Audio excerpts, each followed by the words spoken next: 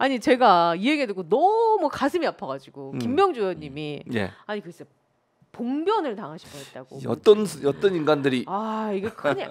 아니 보수 유튜버가 네. 김명주 의원님을 둘러싸고 둘러싸고요. 네, 어떤 상황이었는지 막 욕설을 했다. 어떤 상황이었습니까? 아, 그 이재명 대표께서 그 위증 교사 혐의로 그날. 결심 공판을 받는 네. 날 제가 법정 앞에 갔었어요. 네. 먼저 전현희 최고위원님이 한번 봉변을 당했고 네. 전현희 의원님이 그 법원 앞에 차에서 딱 내리니까 막 네. 극우 유튜버들이 막 몰려들어서 전현희 의원님을 막 깨워서 그때는 한 수십 명 되는 것 같아요. 예. 저는 왜 그런지 멀리서 그때 이제 저는 멀리 차를 세워놓고 네. 걸어갔는데 왜 저러나 했는데 나중에 알고 보니 전현희 의원이더라고요. 오. 그래서 제가 이제 법원 앞에 서 있더니 전현희 의원님은 그래서 다른 건물로 피해 들어가셨더라고요. 예. 그때까지 저는 모르셨구나. 상황을 몰랐어요. 네. 걸어갔으니까 뭐 그 그거 유튜버들끼리 싸우나 막 경찰하고 엉켜서 뭐 이렇게 말리고 하길래 뭔가 일어났구나 하고 저는 법원 앞에 가 있었죠. 그랬더니 그 다음에 전현희 의원님이 건물 안으로 들어가 버리니까 이제 그 다음 저한테 한 3명이 막 오더니 막 뭐 똥별이니 뭐 욕을 하면서 막 카메라를 들어대고 막 위협을 하는 거예요. 예. 그래서 제가 참았죠. 아, 그러셨구나. 그랬더니 이제 거기 법원을 지키시는 직원분들이 나와서 저를 좀 보호해주면서 이쪽 법원 건물 안에 들어가시도록 이렇게 유도를 해줘서 봉변은 면했습니다.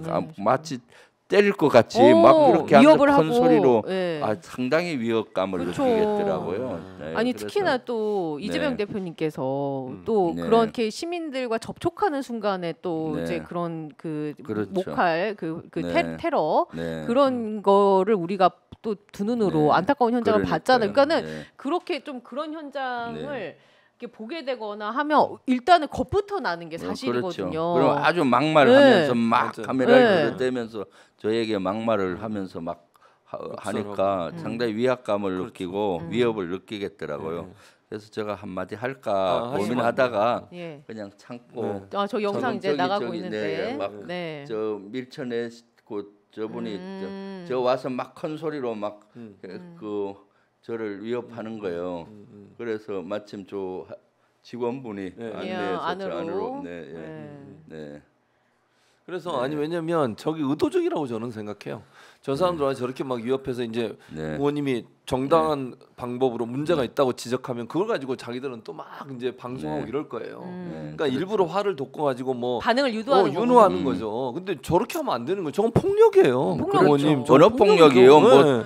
뭐 저한테 막말까지 막 그러니까요. 대가면서 네. 저건 진짜 나쁜 막 짓이죠. 뛰어오더라고요. 뭐 저 서 일부러 있는데 그런 거지, 일부러. 저기 오고 둘 셋 막 몰려오기 시작하니까 직원분이 마침 말리고 일부러 저 소리 네, 지르고 소리 지르고 참 저런 인간들이 네. 아유 저래 가지고 돈 벌고 이러는 거잖아요 결국. 슈퍼챗 받고. 그렇죠. 그러니까 김병지 의원을 괴롭히고 막 몰아붙여 가지고 뭔가 욕설이나 나오길 만드는 거예요. 그럼 또 그걸 가지고 비난을 막 할 거 아니에요. 그러니까 대응 안 하시길 정말 잘한 거예요. 전 절대로 대응하면 안 되는 상황이에요. 그러니까 교수님도 현장에 많이 나가시니까 저렇게 좀 맞닥뜨리신 적이 있으세요? 저는 뭐 개인적으로 그런 적은 없어요. 그러니까 지나가면서 그냥 뭐 이렇게 보수적인 분들이 저한테 그냥 뭐 이렇게 뭐 욕설은 아니더라도 뭐 소리 지르고 이런 경우는 가끔 있지만 저렇게 막 진짜 의원님처럼 저런 형식으로 한 경우는 한 번도 없었어요. 근데 저 가면은 멀리서는 많이 욕해요 저를. 그러니까요. 뭐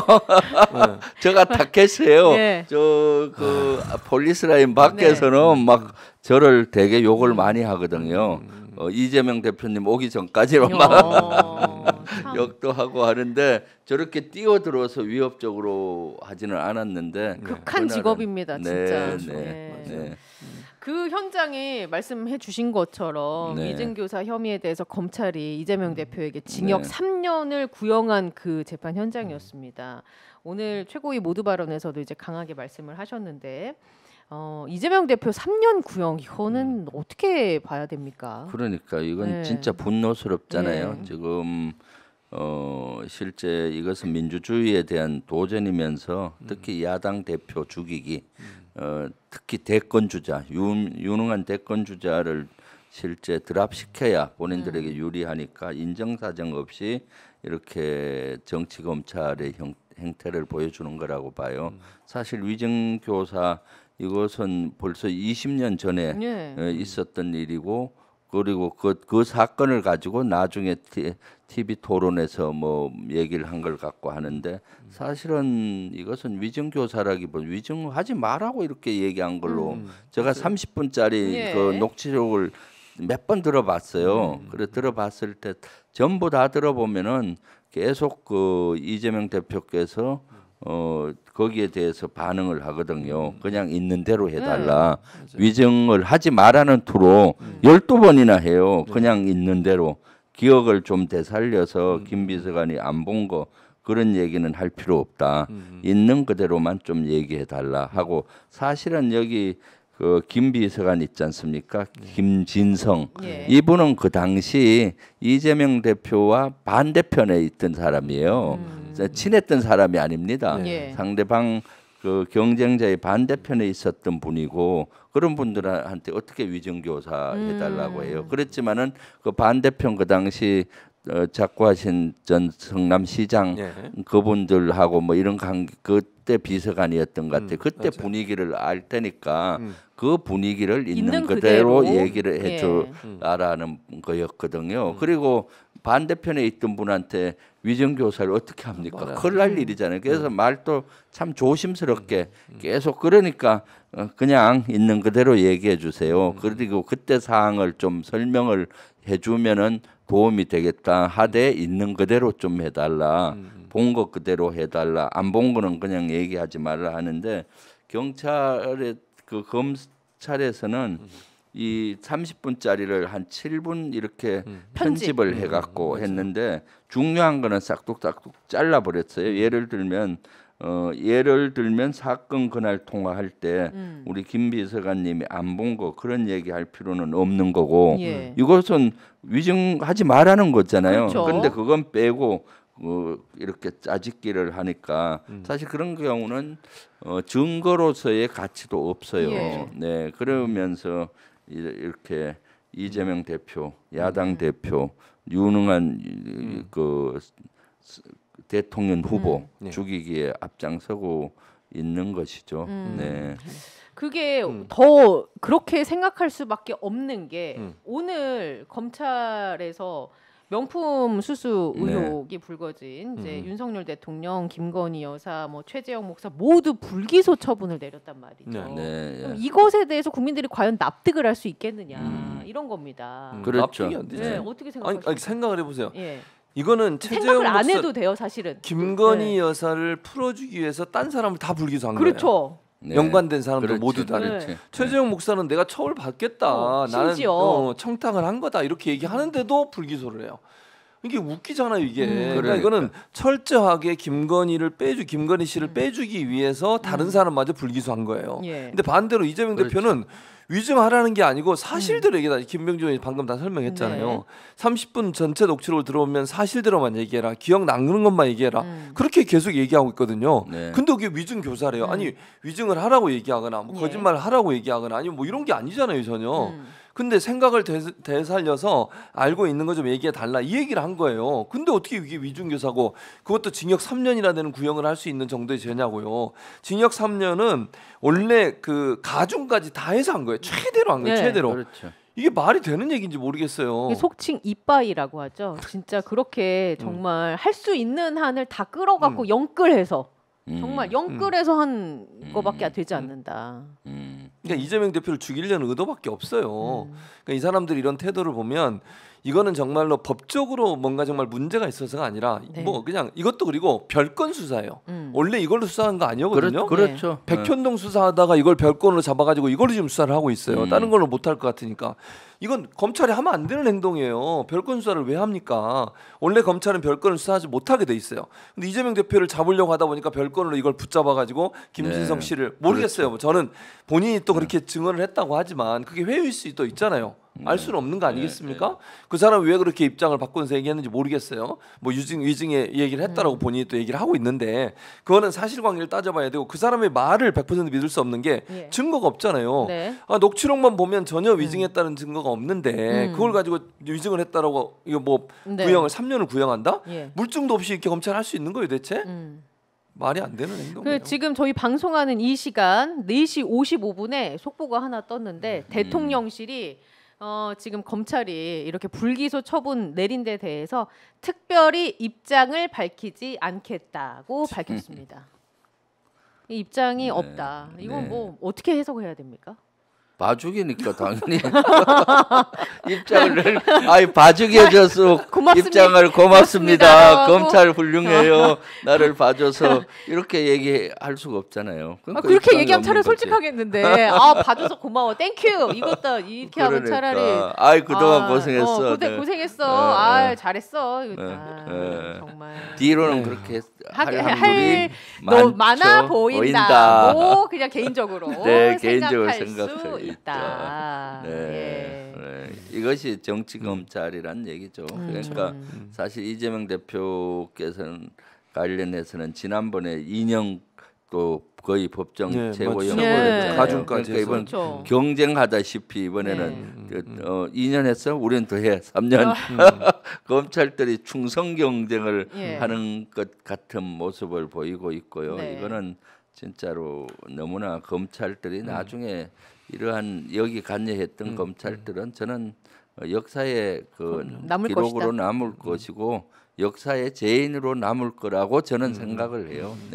그럼 제가 이 질문을 한번 드려볼게요. 이제 최고위원이시니까 11월에 이제 이재명 대표와 관련한 선고가 이제 2개 정도가 있는데 공직선거법 위반 혐의도 있고 만약에 이제 이재명 대표와 민주당 입장에서 뭔가 최악의 경우에 그런 거에 대한 대비라고 해야 될까요?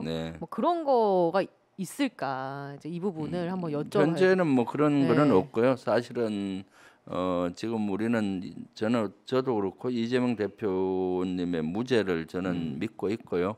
지금 재판할 때 그 재판관들이 양심에 따라서 잘 할 거라고 기대해 봅니다. 왜냐하면 검찰들의 이러한 정치 검찰의 형태들을 재판관들이 잘 알지 않겠습니까? 그러니까 재판관들의 합리적인 판단 기대해 보는 수밖에 없죠. 저는 증거와 법리로 해야 된다. 이거는 정치적인 검찰은 정치적으로 했지만 판사들마저도 지금 김명준 의원 얘기처럼 상식적인 선에서 증거도 없고 법리에 보면 문제가 없다고 판단되는 부분들 예를 들면 위증을 하라든지 위증을 해야 된다고 욕을 한 이런 게 전혀 없다니까요. 그런데 이거를 위증죄로 3년을 구형을 하는 거를 그냥 넘어간다? 이걸 그대로 받아준다? 그건 있을 수 없는 일이라고 저는 생각해요. 그러니까 판사가 정상적으로 판단할 걸 기대할 수밖에 없고 만약의 경우에 정말 그럼에도 불구하고 판사마저도 우리의 기대를 저버리고 증거에 입각하지 않은 어떤 결론을 내렸을 때는 민주당은 단일 대우를 유지하면서 계속 가는 거예요. 2심, 3심까지 가야 되고요. 뭐 할 수 있는 일은 없어요, 사실은. 그러나 검찰이 이 무도함에 대해서 계속 얘기하고 뭐 김병준 의원님 늘 말씀하는 것처럼 검찰 독재의 문제점을 계속 지적하는 방식을 통해서 여론전을 펼 수밖에 없어요. 그리고 이재명 대표의 무죄함을 민주당 지지자들은 믿고 있기 때문에 거기에 흔들림이 없을 거라고 저는 봐요. 몇몇 이제 뭐 예를 들면 비명계나 이런 사람들 흔들리려고 한다 하더라도 흔들리려고 시도한다 하더라도 거기에 전혀 부안해동하지 않고 최고위원들이 딱 중심을 잡고 가기 때문에 중심을 잡고 단일 대우로 이재명 대표 중심으로 딱 뭉쳐서 그렇기 때문에 그런 것들이 이재명 대표 체제를 흔들 수 있는 요소로 작용할 거는 보지 않습니다. 그리고 또 1심만이 아니잖아요. 2심 대법원 남았기 때문에 그 사실은 뭐 이 과정이 또 지리한 과정을 거쳐야 되는 것이고요. 지금은 사실 이재명 대표 중심으로 단일 대우로 뭉쳐 있고 또 우리 국회의원들도 이것은 정치 검찰이 이재명 대표를 죽이기 위한 거라는 걸 너무나 잘 알고 있습니다. 기억에 관계된 걸 가지고 유죄를 때리는 유죄를 구형하는 사람들이 어디 있습니까? 기억의 문제 또는 이것은 여러 가지 증거들이 있는 또 인식의 문제도 있고요. 그런 걸 가지고 참 그렇게 따지면은 이 세상에 죄 없는 사람이 어디 있겠습니까? 기억의 문제를. 그래서 이것은 말이 안 되는 건데 검찰들이 죽이기로 무조건 이렇게 칼을 들어대고 있는 거죠. 예, 재판관들이 이런 걸 잘 알 거라고 저는 생각합니다. 예. 근데 지역구에 기반을 또 두고 계시니까 계속 접촉하시면서 이게 법에 대해서 잘 모르시는 분들이 많이 있어요. 사실 살면서 법정에 갈 일이 없는 분들이 많이 있잖아요. 근데 이제 언론에서 검찰 뭐 3년 구형 하면은 뭐 3년 구형이야? 이렇게 그냥 받아들이시는 분들이 있을 수 있거든요. 아, 그렇죠. 네. 그런 뭔 컨제를 그러니까요. 보내 이런 게. 그래서 이제 주민분들, 지역민들 접촉하실 때 그 부분을 상세하게 좀 설명을 저는 해주셨으면 좋겠다. 개인적인 바람이 그게 아니다. 이제 이 검찰이 그냥 구형을 한 것인데 검찰이 지금 정치 검찰로서 이러이러한 지금 잘못을 하고 있는 거다라고 좀 설명을 좀 많이 해주셨으면 좋겠다. 그렇게 하겠습니다. 지난번에 강화도 선거 때문에 갔더니 일부 그런 얘기를 하시더라고요. 진짜 그럴 수 있거든요. 일반 분들은. 그 정치 검찰이 2년 구형을 했을 때, 이재명 대표님 2년 구형했던데 하면서 걱정하는 척하면서 뭔 큰 죄를 진 것 같이 이렇게 인식을 해서 제가 요몽요몽 그것은 아니다. 기억에 관계된 거기 때문에 이거 검찰이 죽이기 하는 거다. 그렇게 했는데도 이해하려고 잘 안 하는 경향이 있어요. 그래서 사실 오마이TV 이런 데서 좀 이런 얘기를 많이 풀어야 합니다. 그러니까 그런 것들을 이제 체감을 잘 못하시는 분들이 일반 분들은 이제 모르실 수 있으니 그런 작업들을 이제 좀 하셔야 된다. 그렇죠. 그래서 호루룩 열심히 보시면 됩니다. 보시면 됩니다. 예.